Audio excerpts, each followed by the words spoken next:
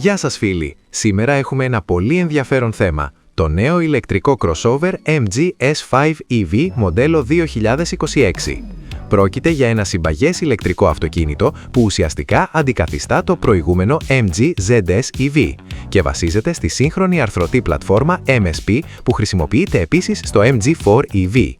Η έκδοση Long Range διαθέτει έναν σύγχρονο ηλεκτροκινήτηρα μόνιμου μαγνήτη τοποθετημένο στον πίσω άξονα, με ισχύ 170 kW ή 231 ύπους και ροπή 350 Nm. Η επιτάχυνση από 0 έως 100 km/h διαρκεί περίπου 6,3 δευτερόλεπτα και η τελική ταχύτητα είναι περίπου 175 km/h. Η μετάδοση είναι αυτόματη, με μονοβάθμιο μειωτήρα, κάτι που είναι τυπικό για τα περισσότερα ηλεκτρικά αυτοκίνητα.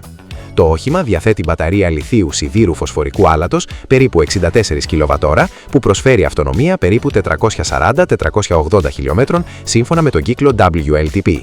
Υποστηρίζει ταχεία φόρτιση συνεχούς ρεύματος έως 139 kW, επιτρέποντας φόρτιση από 10 έως 80% σε περίπου 28 λεπτά.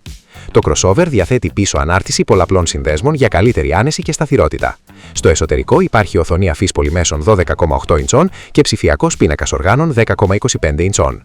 Ευχαριστούμε για την παρακολούθηση και ιδιαίτερες ευχαριστίες για τα likes. Κάντε εγγραφή αν αγαπάτε τα αυτοκίνητα. Τα λέμε!